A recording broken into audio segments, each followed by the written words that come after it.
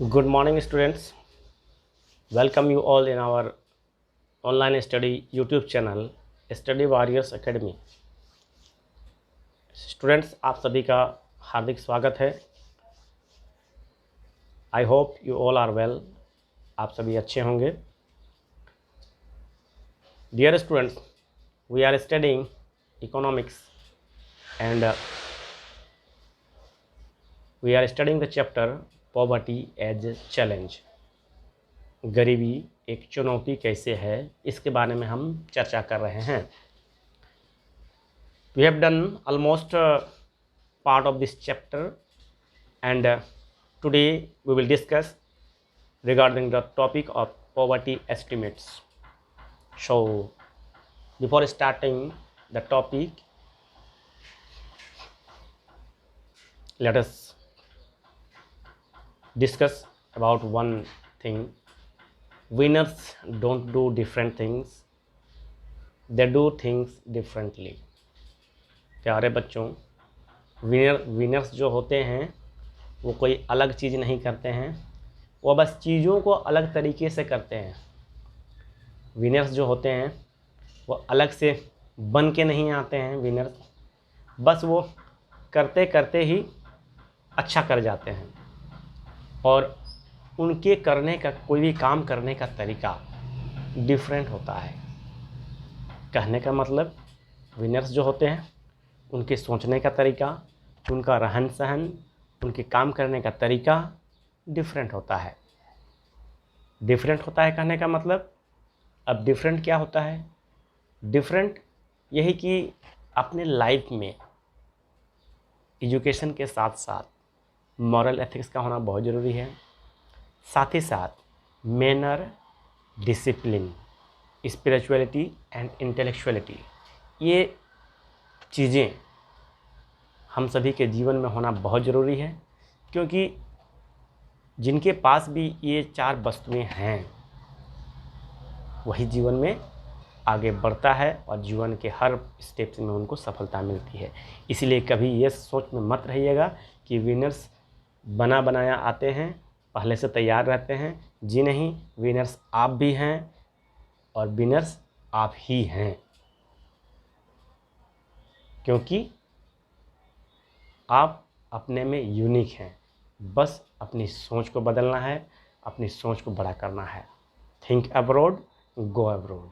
Okay, इसी well wishes के साथ let us start our today's session, poverty estimates. So dear student, poverty estimates कहने का मतलब क्या समझ रहे हैं?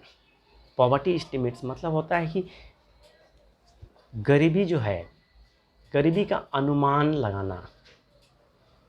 सीधी सी बात है, हमारा देश जब आज़ाद हुआ तब हमारे देश की सबसे बड़ी चुनौती थी क्या? गरीबी, क्योंकि हमारे देश के पास संसाधन बिल्कुल नहीं थे। और वैसे परिस्थिति से, उस समय की परिस्थिति और आज की परिस्थिति का आप अनुमान लगाइए, अवलोकन कीजिए, कितना परिवर्तन है, आसमान ज़मीन का अंतर है।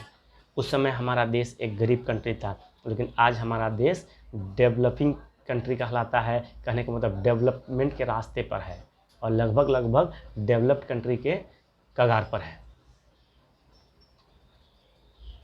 कहने का मतलब ये है कि हमारा देश में सब पहले गरीबी बहुत ज़्यादा थी, लेकिन आज गरीबी नहीं के बराबर है। और धीरे धीरे सरकार ने जो स्टेप्स लिए हैं गरीबी को हटाने के लिए, एक चीज़ समझिए, सरकार ने स्टेप्स क्या लिए हैं? गरीबी को हटाओ, गरीब को नहीं।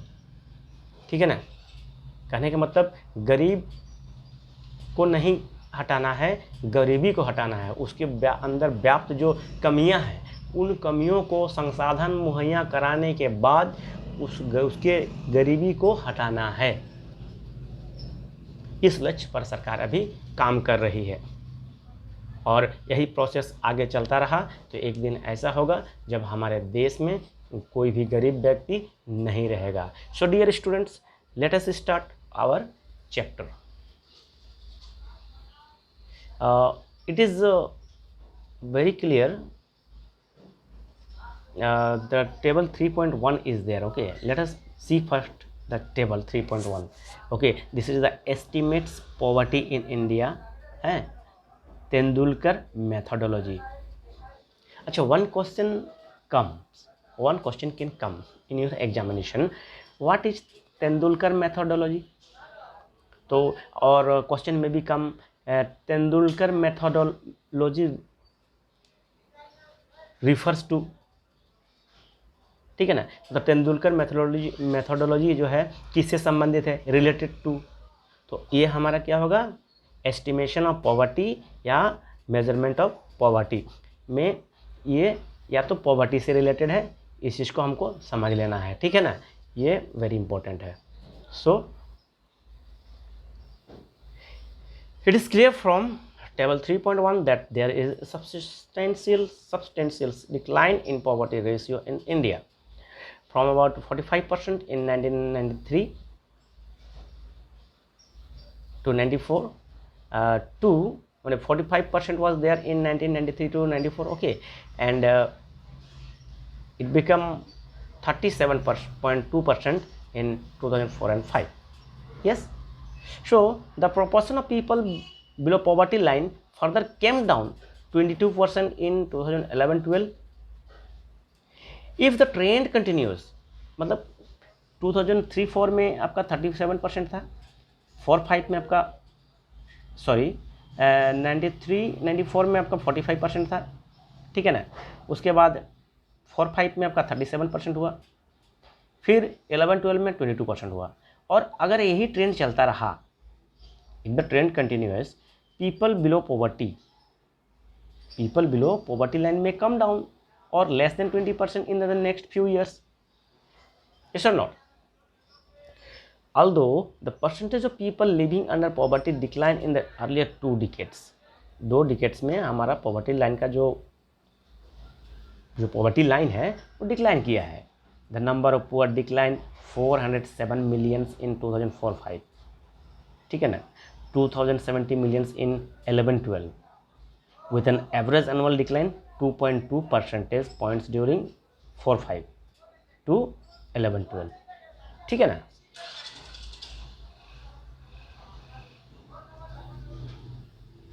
This is the table. You must go through this table. Okay, read this table and try to understand this. Here there is here rural poverty ratio in percentage, urban poverty ratio in percentage, and this is total. Okay, and the number of poor in millions. This is a rural millions, this is urban millions, and this is combined, means add of this rural and urban. Okay. So by reading this table or according to this table, you have to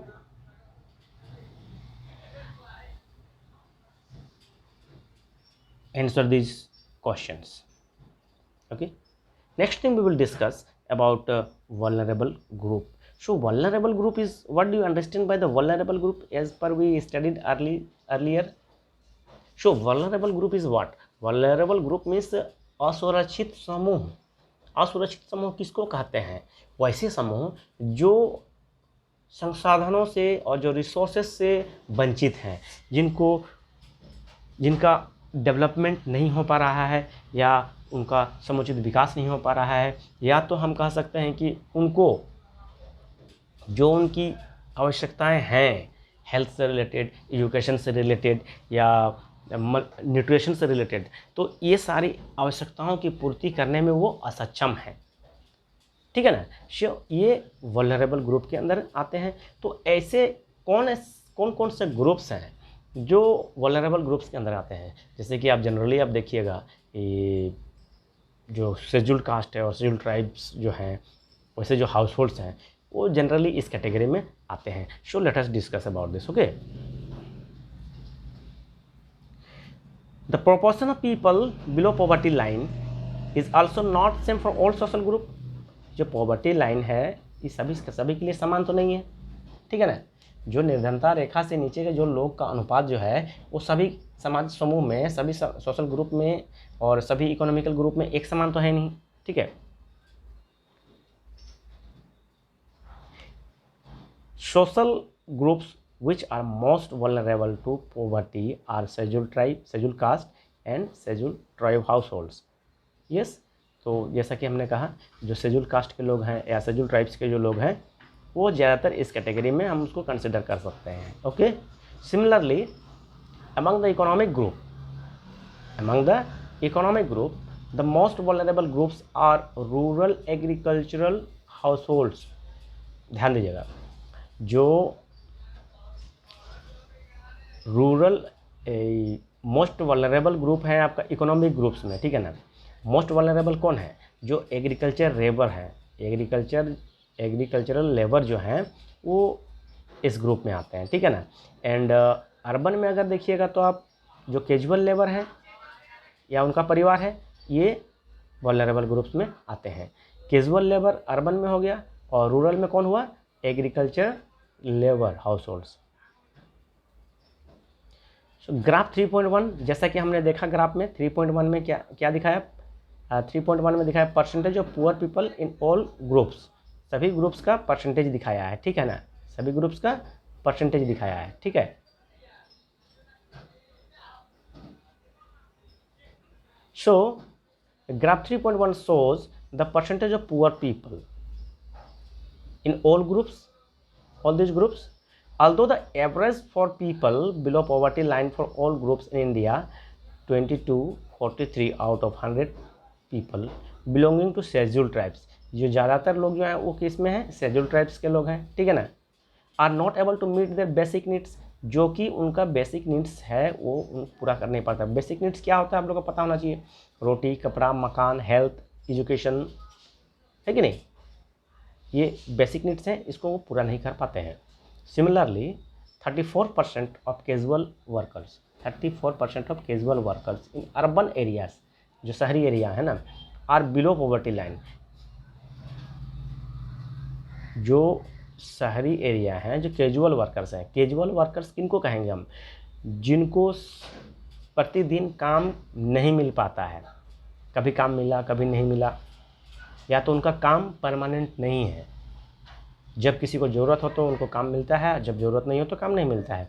तो ऐसे labours जो हैं urban area के ये 34% है, ठीक है ना. About 34% of casual labour farm in rural area. अब रूरल एरिया में जो रूरल एरिया में भी कैजुअल लेबर है 34%, जो फार्म्स में काम करते हैं दूसरों के, ठीक है ना. And 29% of scheduled caste are also poor. और 29% ऑफ शेड्यूल्ड कास्ट जो गांव में है, रूरल में, पुअर कैटेगरी में आते हैं, ठीक. The double disadvantage of being landless, the double disadvantage, okay, of being a landless casual wage labor household in the socially disadvantaged group.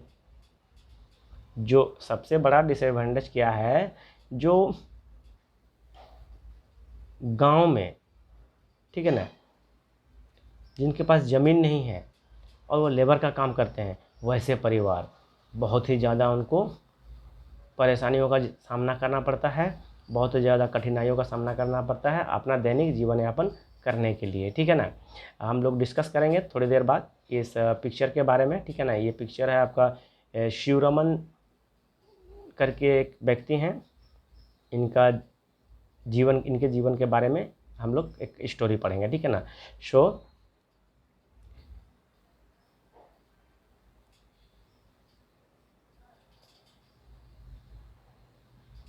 the double disadvantage of being a landless casual wage labor household in socially disadvantaged social group of the scheduled caste और the scheduled tribe population. scheduled caste और scheduled tribe का जो population है वो सबसे बड़ा disadvantage है, और या तो कहेंगे सबसे ज़्यादा पुअर लोग इसी कैटेगरी में आते हैं. और ये एक बहुत बड़ा प्रॉब्लम है हमारे देश के विकास के लिए. Some recent studies have shown that except for the scheduled tribe household, all the other three groups, scheduled caste, rural agricultural laborers and urban casual labor households, have seen A decline in poverty in 1990s। 1990 के दशक तक में ये जो हम देख रहे हैं ना, agricultural labourer and urban casual labour और शेड्यूल कास्ट के जो लोग हैं, इनका जो स्ट्रेंथ है वो डिक्लाइन किया है 1990s तक में। Apart from this social groups there is also inequality of income. इसके अलावे इन सभी ग्रुप्स का इनकम मतलब में भी आपको अंतर देखने को मिलेगा, ठीक है ना। ऐसा नहीं कि सबका इनकम समान है, सबका जो आय है वो भी डिफरेंट है। विद इन अ फैमिली, मतलब एक फैमिली में, ठीक है ना। In poor family all suffer but some suffer more than others. जो गरीब परिवार होते हैं ना, ऐसे तो गरीबी में सब सफ़र करते ही हैं, सबको तकलीफ़ होता ही है, लेकिन कुछ लोग ऐसे हैं परिवार में ही जिनको ज़्यादा से ज़्यादा मुश्किलों का सामना करना पड़ता है। और उनमें से कौन कौन होंगे? उनमें से वुमेन हैं, एल्डरली पीपल हैं और फीमेल इन्फेंट्स हैं, जो कि उनको जो रिसोर्सेस है उसको यूज करने में कठिनाई होती है, या उनको वो रिसोर्सेस अवेल नहीं कराई जाती है, ठीक है ना। तो ऐसे बहुत ऐसे परिवार होंगे, गरीब तो गरीब ही हैं, तो इनको क्या कहेंगे हम? गरीबों में भी गरीब कहेंगे इनको। ऐसे जो वोमेन्स हैं, एल्डरली वोमेन हैं, या जो बच्चियाँ, जो छोटे बच्चियाँ हैं, ठीक है ना, शिशु बच्चियाँ हैं, इनको हम गरीबों में भी गरीब का दर्जा दे सकते हैं, ठीक है ना। So dear students, let us discuss about the story of Shivraman. Okay, this is Shivraman, and he is not a regular income person. He is a casual laborer, and this is his family. An old woman, his mother, old woman is there. Her wife is there. Her wife is working somewhere, and his sister is there. Almost she is unmarried, and children are there. So surviving of their life is so difficult. Why? Because income is low of Shivraman. So let us go through by the story. So dear students, इस story को हम चर्चा करते हैं, ठीक है ना। तो शिवरमन जो है ना, वो तमिलनाडु के करूर कस्बा के निकट एक छोटा सा गांव है, वहाँ रहते हैं, ठीक है ना। तो करूर जो है ना, करूर गांव जो है वो हथकरघा और बिजली करघा के अपने कपड़ों के लिए प्रसिद्ध है। वहाँ पर हथकरघा का बिजनेस होता है और बिजली करघा का बिजनेस होता है, ठीक है ना। गांव में लगभग 100 परिवार रहते हैं। शिवरमन जो है वो मोची जाति का है और 50 रुपया प्रतिदिन के हिसाब से एक खेतीहर मजदूर के रूप में काम करता है।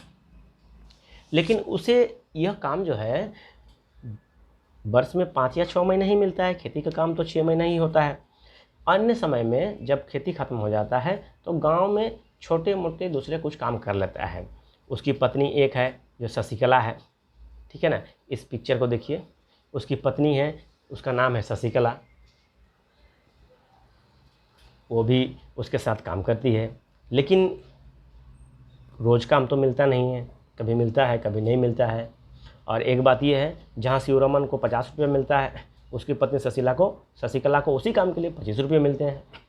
परिवार में 8 सदस्य हैं, 1 2 3 4 5 6 7 8, ठीक है ना।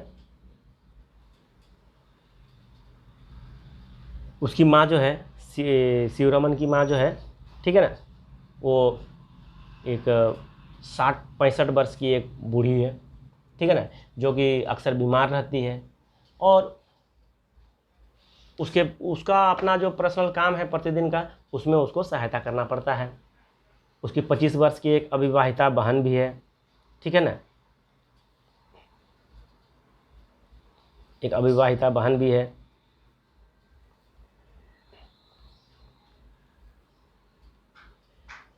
अब उनके अपने 4 बच्चे हैं, जिनकी आयु 1 वर्ष से 16 वर्ष के बीच में है, ठीक है ना। इनके 1 वर्ष से 16 वर्ष के बीच में है। उनका सबसे छोटा एक बेटा है, ठीक है, सबसे छोटा एक बेटा है। कोई भी लड़की विद्यालय नहीं जाती। लड़कियों के लिए विद्यालय की पुस्तकें और अन्य वस्तुएं खरीदना एक विलासिता की चीज़ है। कहने का मतलब बहुत ही महंगा है, वो अपना उनका इनकम कम है, इसलिए वो खरीद नहीं पाता है और उसके बस के बाहर है। फिर एक दिन शादी भी तो देना है उनको, जैसे उसका बहन है, उसकी बेटियां हैं, उनको शादी भी तो देना है और इनकम क्या है, लो है। तो फिर कैसे शादी देंगे, बड़ा मुश्किल का बात है। पढ़ाएंगे कि शादी पढ़ाई में खर्चा करेंगे कि शादी में खर्चा करेंगे, बहुत ही सीरियस मैटर है उनके लिए। इसीलिए वो क्या है ना, वो शिक्षा पर खर्च नहीं करना चाहता है। उसकी माँ की अब जीने की कोई इच्छा नहीं है, इनका अंतिम एज हो गया है, अब वो जीना नहीं चाहती है। मैं जी के भी क्या करूँ, कुछ काम कर नहीं पाती है, तो सोचती है कि चलो मेरा जीना बेकार है मेरे लिए। वो अपने मृत्यु की प्रतीक्षा कर रही है, ठीक है ना। उसकी बहन और सबसे बड़ी लड़की घर का काम करती है। उसकी बहन जो है और बड़ी लड़की, ये दोनों घर का काम करती है, ठीक है ना। शिवरमन अपने बेटे को बड़ा होने पर विद्यालय भेजना चाहता है। शिवरमन जो है, इनका बेटा जब बड़ा हो जाएगा तब इसको विद्यालय भेजने की उम्मीद रखता है, क्योंकि एक लड़का है और लड़का को भी नहीं पढ़ाएंगे तो कैसे चलेगा, ऐसा उसका सोच है, ठीक है ना। लेकिन वो विद्यालय भेजना भी उसके लिए बहुत ही मुश्किल का काम है, मतलब उसके बस में अभी नहीं है। उसकी एक अविवाहिता बहन है जिसका उसकी पत्नी के साथ नहीं बनता है कभी, ठीक है ना। उसको, इसकी पत्नी को लगता है कि ये हमारे घर का बोझ है, इसका जितना जल्दी विदा हो जाएगी यहाँ से उतना जल्दी अच्छा है, ऐसा इसकी पत्नी सोचती है। लेकिन शिवरमन क्या है कि उसके पास धन की अभी कमी है और धन की कमी के कारण कोई उस टाइप का वर भी नहीं ढूंढ पा रहा है। उसके परिवार को 2 वक्त की जो रोटी प्रबंध करना भी कठिन हो रहा है। तो बच्चों को पढ़ाएगा कि बहन का शादी देगा कि परिवार का भरण पोषण करेगा कि अच्छा से माँ का इलाज करा पाएगा, ठीक है ना। शिवरमन मात्र अपने बेटे के लिए कभी कभी दूध खरीद लेता है। शिवरमन जो है कभी कभार अपने बेटे के लिए दूध खरीद लेता है, बस इतना ही कर पाता है। तो इस कहानी में आपको क्या समझ में आता है? इस कहानी में हमको यही देखने को मिलता है कि एक यह परिवार जो है, इसका भरण पोषण और जीवन यापन बहुत ही कठिन है। मतलब ये अपना जो बेसिक नीड्स हैं, रोटी, कपड़ा, मकान, एजुकेशन, हेल्थ, ये अच्छी तरह से नहीं निभा पा रहे हैं, अच्छी तरह से मेंटेन नहीं कर पा रहे हैं। तो इसको हम बिलो पॉवर्टी लाइन में हम ला सकते हैं, बिलो पॉवर्टी लाइन में ला सकते हैं ना, एकदम रख सकते हैं। So dear students, let us discuss by reading this topic which social, acha, you just have to do one case study. Okay, this is very very important for you because if you will not do any case study then your mind will be not explored. Or one thing you understand this, that theory, practical is better than theory. जब तक आप practical नहीं करेंगे तब तक आप कोई चीज़ को समझ नहीं पाएंगे, ठीक है। So observe some of the poor families around you and try to find out the following. आपको क्या पता करना है, जिसका आप ऑब्जर्व कीजिएगा उसको पता करना है कि वो किस सोशल ग्रुप्स में आते हैं या किस इकोनॉमिकल ग्रुप में आते हैं। फिर उनके फैमिली का अर्निंग मेंबर्स कौन है, कौन पैसा कमाता है। फिर उनके घर में अगर कोई ओल्ड एज के पीपल हैं तो उनका कंडीशन कैसा है। और ये भी पता करना है कि उनके घर में जो बॉयज़ हैं या गर्ल्स हैं वो स्कूल जाते हैं कि नहीं जाते हैं। So this all 4 things are there, you must have to do this case study. This is very very important for you. Okay,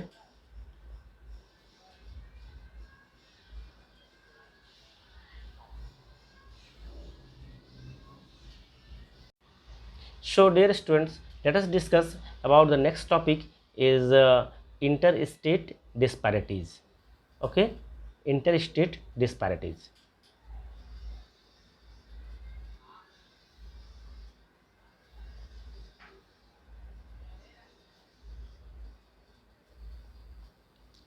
So poverty in India also has another aspect of dimension और dimension. Bharat में जो निर्धनता है इसका मतलब एक अलग एक पहलू या आयाम है, ठीक है ना, इसका एक अलग डायमेंशन है। The proportion of poor people is not the same in every state. गौर कीजिएगा ना, the proportion of poor people is not same in every state. सभी स्टेट में जो पॉवर्टी का या पुअर पीपल का जो प्रोपोर्शन है वो सभी स्टेट्स में समान नहीं है, सभी स्टेट में अनुपात एक जैसा नहीं है, अलग अलग है। Although state level poverty has witnessed a secular decline from level of early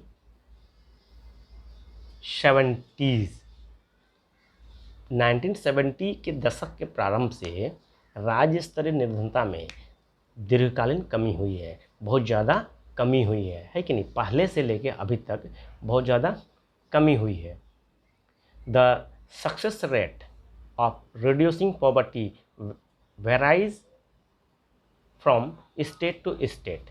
और ये सक्सेस रेट है, इसका जो सक्सेस रेट है पॉवर्टी का किस तरह से चेंजिंग आया है, तो अलग अलग स्टेट का अलग अलग अपना अपना रेशियो है, ठीक है ना।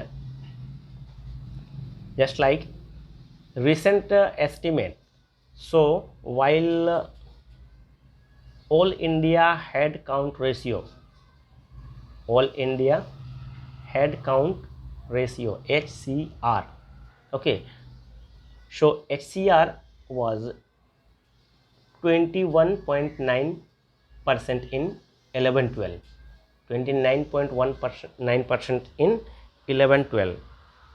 State like Madhya Pradesh, Assam, Uttar Pradesh, Bihar and Odisha had above all India poverty level, ठीक है।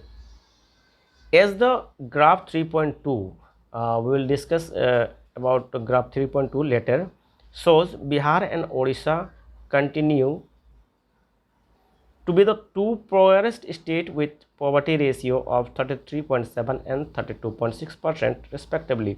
बिहार और उड़ीसा को पॉवर्टी जो मतलब पुअरेस्ट स्टेट के रूप में पुअरेस्ट स्टेट का दर्जा दिया गया है, जैसा इनका पॉवर्टी रेशियो है 33.7 बिहार का है और 32.0 आपका 32.6 उड़ीसा का है, ठीक है।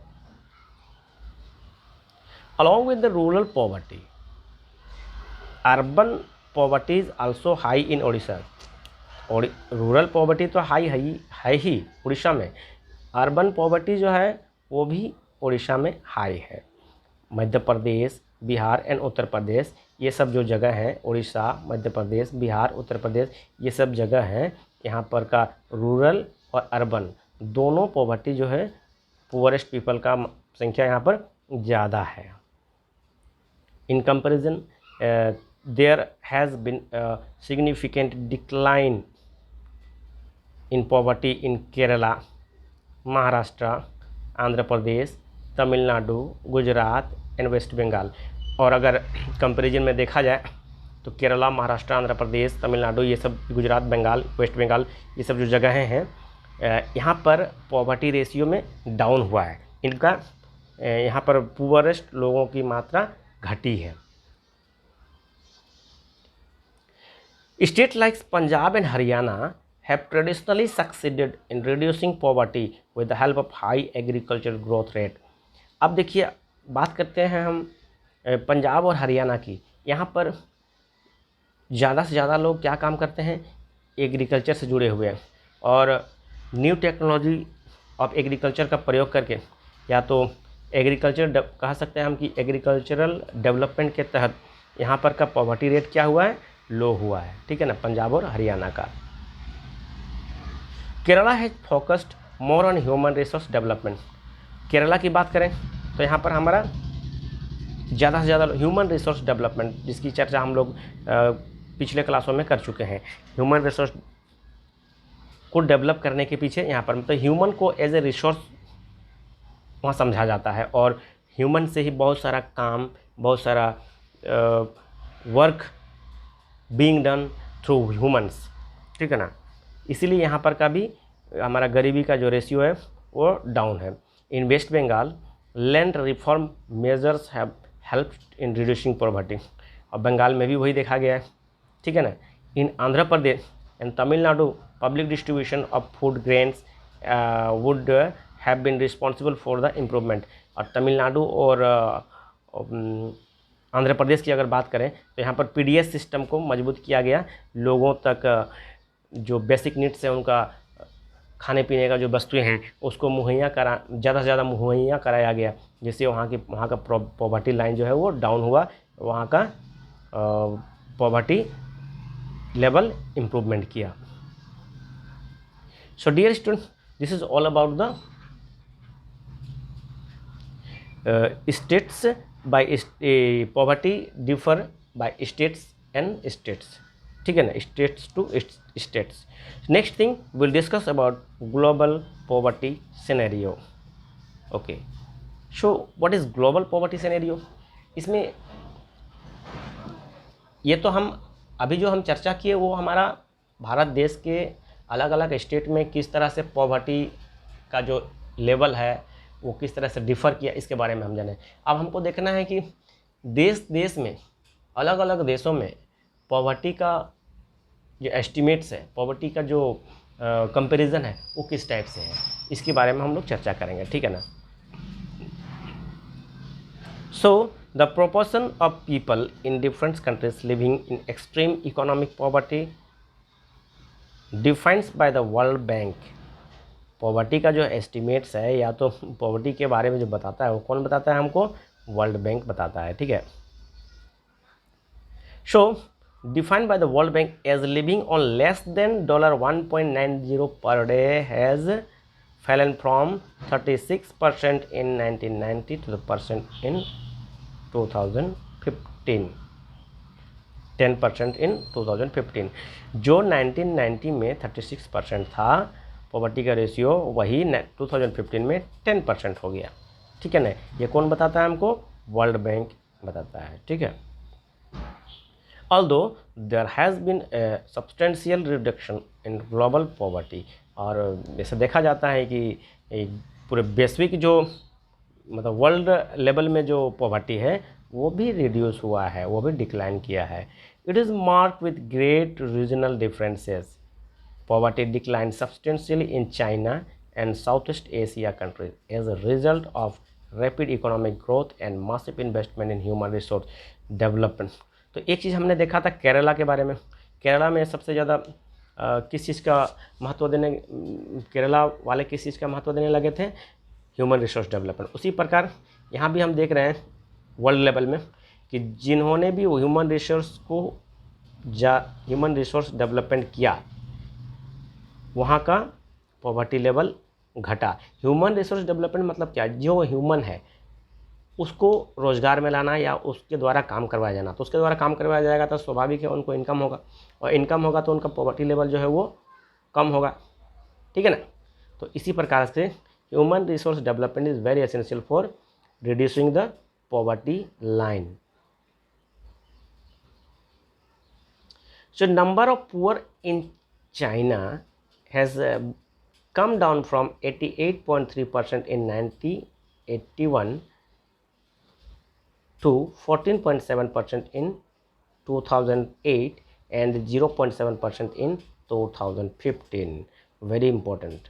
ओके, किस तरह से चाइना अपना ह्यूमन रिसोर्स का यूज करके पॉवर्टी लेवल को डाउन किया है कि नहीं।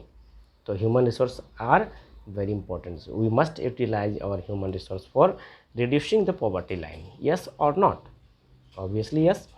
In the country of South Asia, India, Pakistan, Sri Lanka, Nepal, Bangladesh, Bhutan, the decline has also been rapid, 34% in 2005 to 16.2% in 2013। जो 2005 में जो हमारा एशियन कंट्री की जो बात की है 2005 में 34% था, और जो कि 16.2% हो गया 2013 में। तो रिड्यूस हुआ level, with decline in the percentage of poor. Yes, the number of poor has also declining significantly from 510.4 million in 2005 to 274.5 million in 2013. किस तरह से धीरे धीरे जो पॉवर्टी लेवल है वो डिक्लाइन होते जा रहा है, ठीक है ना, डाउनवर्ड में जा रहा है. यस, बिकॉज ऑफ, अब क्यों डिक्लाइन हो रहा है इस चीज़ को हमको जानना है. Because of different poverty line definition, poverty in India is also shown higher than the national estimates. Okay, in sub-Saharan Africa, let us see about the sub-Saharan Africa, poverty in fact declined in 51% in 2005 to 41% in 2015. जो 2005 में 51% था वही 2015 में 41% हो गया. You can see in graph 3.3 graph is there, some graphs are there. This is 3.2 and this is 3.3. This graph is 3.3. Everything is detailed here. Okay, you can see and you can read this graph. China, East Asia Pacific, Sub-Saharan Africa, Latin America and Caribbean, South Asia. Okay, how poverty goes downward. Okay, like this, how poverty reduce. You can study this graph.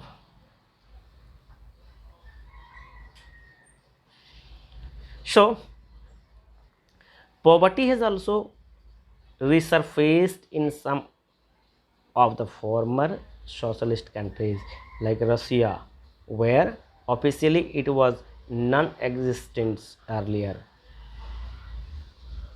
Table 3.2 shows the proportion of people living under poverty in different countries and defined the international poverty line. ठीक है ना, table 3.2 को हम लोग देख सकते हैं. ठीक है, table 3.2, this is the country, these are the country and percent of population below $1.90 per day according to 2011. Okay,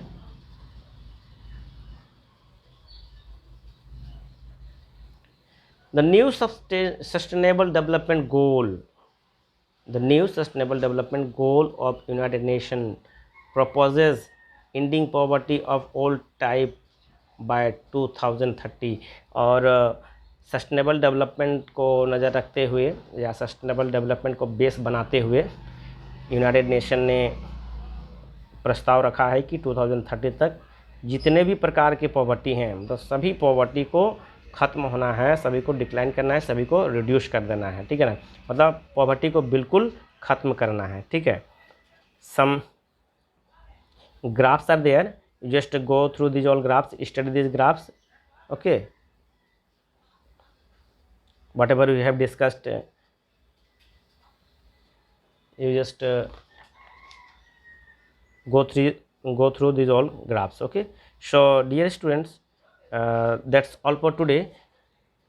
We will continue our chapter in next video, so stay with us, be connected with us, and still you have not subscribed the channel, please subscribe the channel.